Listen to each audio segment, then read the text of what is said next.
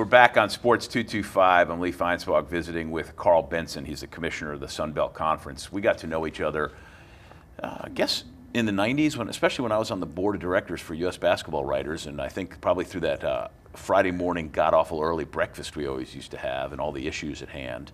Actually, there's a little bit more in the early 2000s. I was on the basketball committee 2002 through 2006, so I think that was probably our first introduction.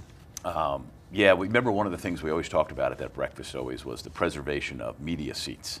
That was always a big deal. They find the battle finally has been lost, and there's no going back. They must have taken 450 courtside people and put them up in the press box, and they'll be there forever. I, for one, have been an upper press box guy for a while because I deserve to be, but that's a whole other story. All right, so the Sun Belt Conference, which I have always enjoyed and always thought is a fabulous league in whatever form it's been taking and how it's always evolved. So currently, it says here on my list, you have Little Rock, Arkansas State, Florida Atlantic, Florida International, Louisiana Lafayette, Louisiana Monroe, Middle Tennessee, North Texas, South Alabama, Troy, and Western Kentucky. Now, those are current teams. No, I could have done that without the cheat sheet. Oh, that's true. I would hope so. Now, is this correct? Florida Atlantic is going to Conference USA. Correct. And North Texas is going to Conference USA. Correct. Which I can't understand why. I don't think there's any upside in that move for those schools, but I'll ask you that. And then Western Kentucky is also going there. And Florida International and Middle Tennessee. Wait, they're all going into that league? All five.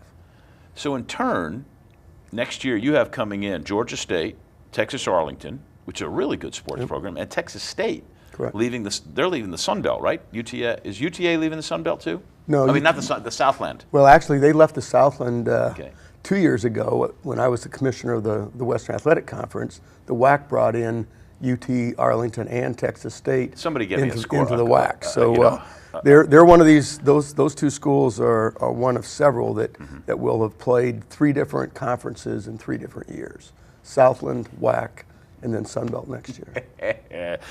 You're also getting Georgia State, which is great because that's Atlanta. And that's a market that's a good market and easy travel, at least flight-wise. In the footprint, and what we've really tried to do, Lee, is to establish and preserve a footprint. Even though we stretch from Texas to Georgia or Florida, it was important to create divisions: Eastern Division, Western Division, and Texas State and UT Arlington obviously fit in the West, and Georgia State was a good spot for us in the East. And then Appalachian State. Coming in 2 years, is that right? In 2 years, well, actually a year from now, July 2014, Appalachian State and Georgia Southern, 2 long-time, 1AA now FCS football programs that again are in the Sun Belt footprint and will be, I think, outstanding members for us. Now this show originates at 7 o'clock Thursday nights on Cox 4 in Baton Rouge and surrounding areas, and with various replays, and then our first airing on CST is 7 a.m. Friday, and then Monday 7 a.m. And CST being a regional network, and you guys have your sports. A lot of them are showing up on CST, right? We have a long-time relationship with Cox and CST, and the Sun Belt Network. It's actually combined with a cable outlet in Atlanta as well, CSS, College Sports South, and so it's been a partnership between the Sun Belt and those 2 entities, and it provides us some secondary programming, and especially here in the Louisiana market for Cox, it's been a great partnership for us. Now, do you see yourself staying in New Orleans as the office? A year ago, I had the green light when I came in a year ago to relocate if I thought that there was a better location, and I also had the directive to find a new place for the Sun Belt basketball tournament that has been in Hot Springs, Arkansas, the last 5 years. And so early on in my tenure, I was looking at Memphis or Nashville or Atlanta, Orlando, and yet I always knew in the back of my mind that the best place for the Sun Belt basketball tournament would be New Orleans. And we were able to strike a deal to bring the tournament to New Orleans, which also now will allow us to keep the conference headquarters in New Orleans and to try to create a little bit more presence. We're affiliated with the New Orleans Bowl, and UL the last 2 years has definitely traveled and performed well in the Dome, representing the Sun Belt in 2 back-to-back New Orleans Bowl finishes, and great crowds, the Raging Cajuns. I'd heard about the Raging Cajuns, but until you really see them and meet them, I mean, it is an unbelievable fan base. Now, I will tell you, and I'm laughing at all of you Cajun fans because I know them well. And my wife is, in fact, a Cajun, but she went to Tulane. But I know what I call it the artist formerly known as USL, and I've always been a big fan of the school and all that goes on there. But man, oh man, did they go nuts this past year for that football team. And when they got invited to that bowl and the numbers that they showed up with and the enthusiasm, and you know, I was thinking to myself, Karl Benson's a happy guy this week. It was well done, and it came off the 2011 game when when they beat San Diego State. They and got a 52-yard field goal at the remarkable, buzzer or something, remarkable right? finish, Yeah.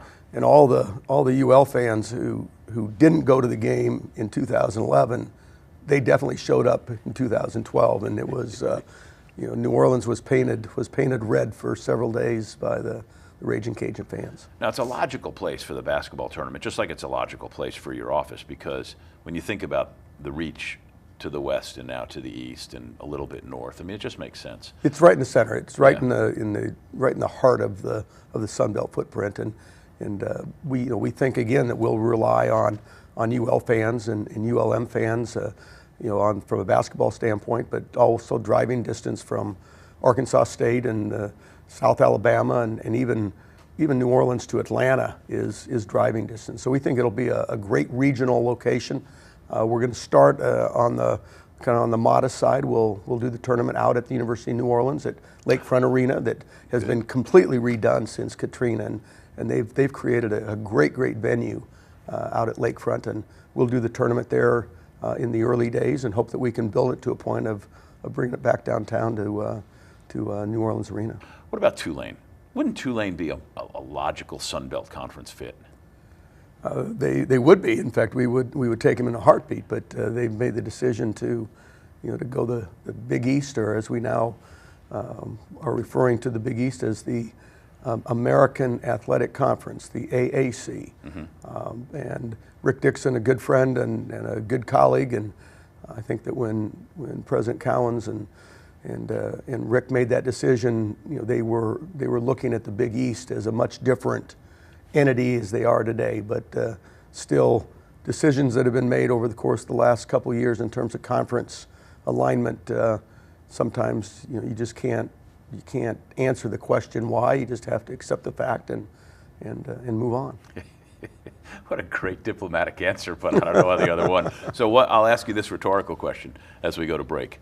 So if you're a really good athlete in this new formed league, which is the American Conference. American Athletic Conference. American Athletic Conference. So you would become an All-American Athletic Conference member. And then if you were a nationally honored player as one of the best in the country, would you then become an All-American, All-American? All-American, double, All-American squared. Yes, we're all Americans here. I'm Lee Feinswag at Sports 225. We'll be right back. All Americans, All Americans.